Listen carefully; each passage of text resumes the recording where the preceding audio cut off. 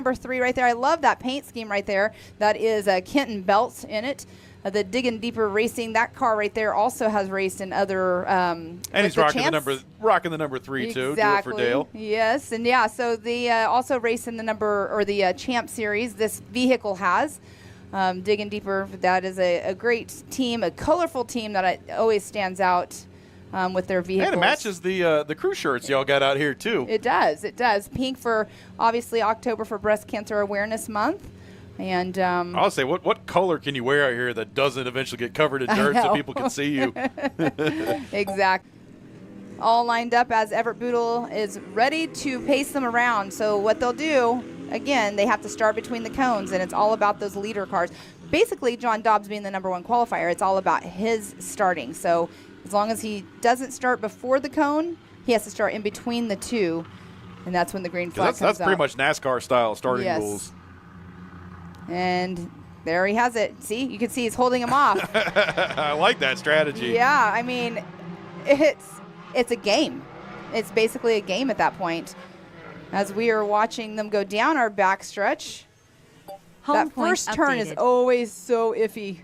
It's so scary to me because we've seen some people, tumble pretty good there. And coming off that kids race, the speed difference here is wild. Definitely wild. I know that they threw a little bit of water down too, so there's going to be some slippery corners as well. So John Dobbs is out in that number 1 spot with Ryan Smith in second. John Dobbs, this is his first full season of racing out here at Durhamtown. He started last year. I think it was last year, Thanksgiving weekend was his first time racing. So here he is out here racing a full season and having a very successful season. As you can see them going in. They're going full slideways through that final turn there. Oh, look at that. He's just airing it out. Definitely this turn, when you go over that jump, is very scary. Like, you have to kind of check up a little bit when you're going over the finish line jump, because when you land, you're going directly into a left-hand turn, and it's almost a 90-degree turn, which is the one that we were saying that we don't count that as a number 1 turn.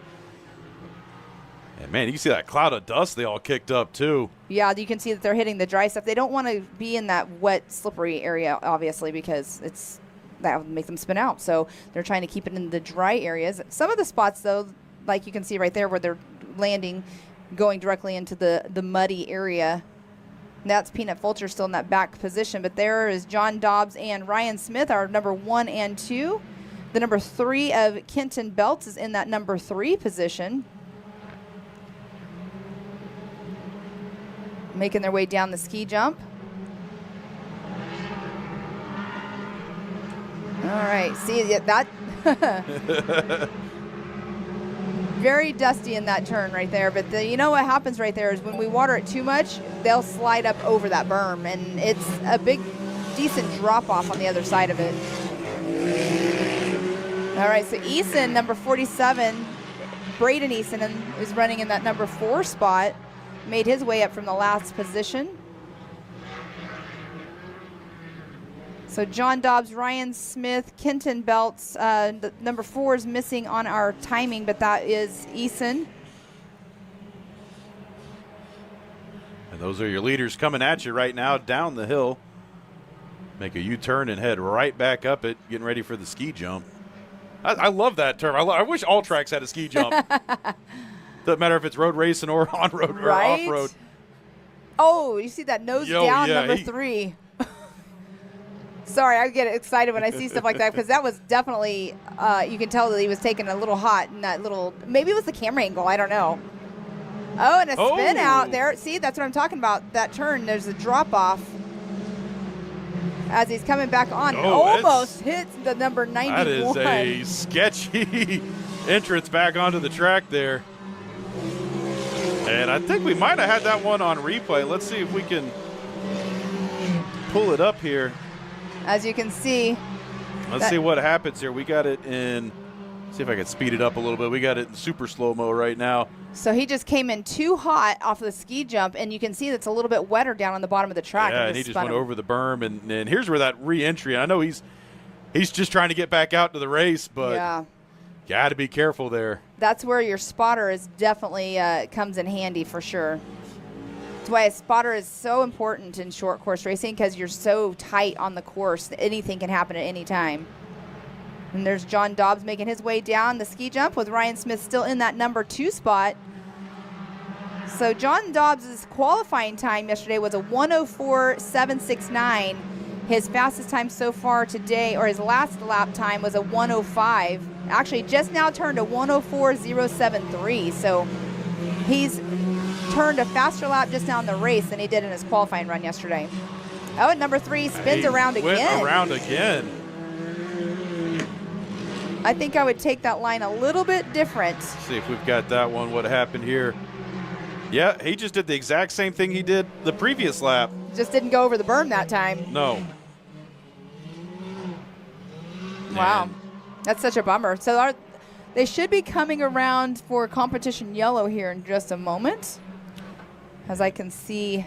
Yep, they're coming out of turn 3 right there, heading back up the hill. I see CJ Greaves walking over towards where they will stop them for the competition yellow. Boodle, our race director, making his way over there as well, as John Dobbs throwing that dust. I call it a roost, right? Throwing the silt up into that corner. Collier making their way up to the rear start. Okay, so Ryan Smith, a little bit of a stall for a second.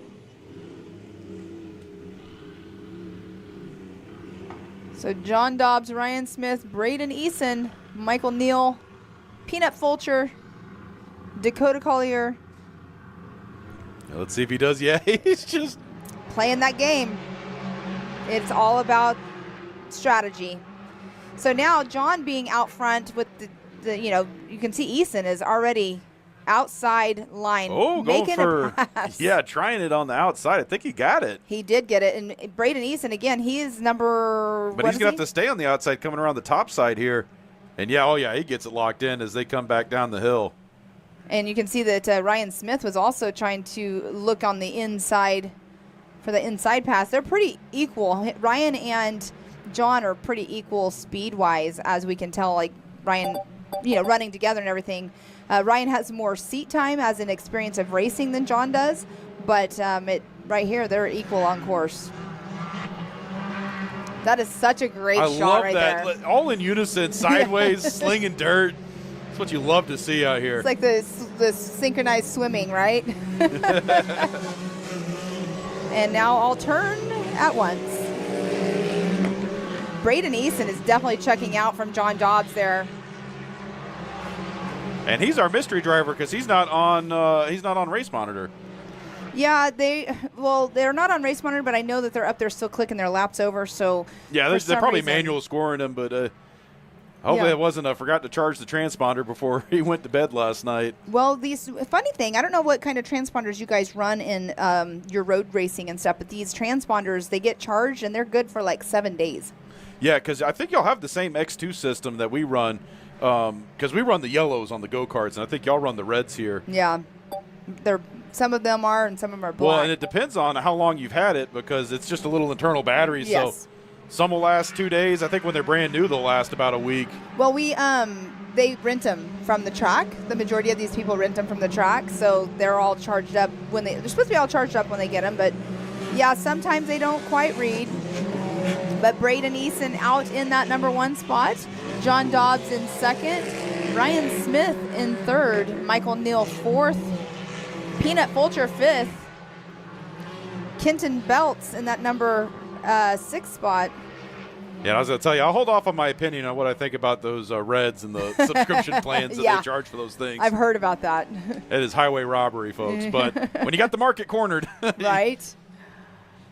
Well, you can see Braden Eason taking that turn a little bit wider by that water spot, but they're all pretty much running the same line for the most part. I mean, these guys are hitting this like a drift event. That's wild how far they're slinging these things out right now. And that's when it starts getting blue grooved and they start turning the track over for the next race, because the blue groove, once they put water down on it, it's like slippery ice. It's Braden Eason still out in that number 1 spot. Again, John Dobbs, his time. He's hitting that start-finish jump with a lot of velocity and a lot of authority as he comes over that. Yes.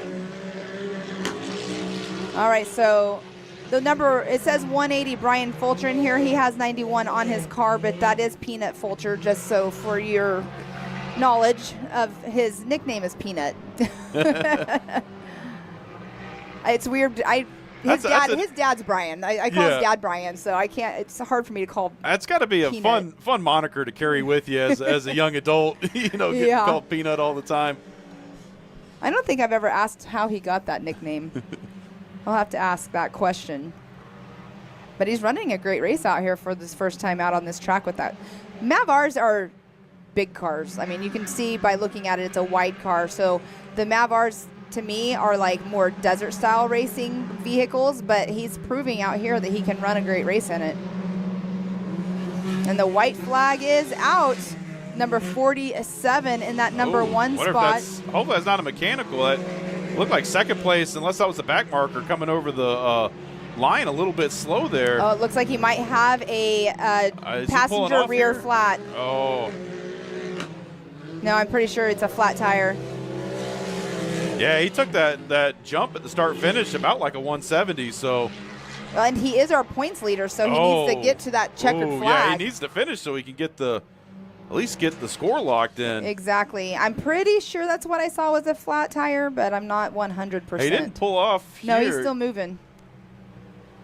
So I was at a race last weekend, and one of my racers finished a desert race with 10 miles almost in reverse. Oh, wow. Tomato style. So you do what you got to do to get to that checkered flag. Well, he just lost forward gear and just. Yes, all forward gears. Oh, wow. Yes. I've never seen that happen before. And the checkered flag is waving. In that number 1 spot, Braden Eason making his way over in that number 1 position. Let's see how this is all going to pan out because of John Dobbs having pretty sure that was a flat tire. And there Ryan Smith in that 2nd position. You know? So it looked like he was at least able to hang on to the podium. Do you see what it is from? Might have been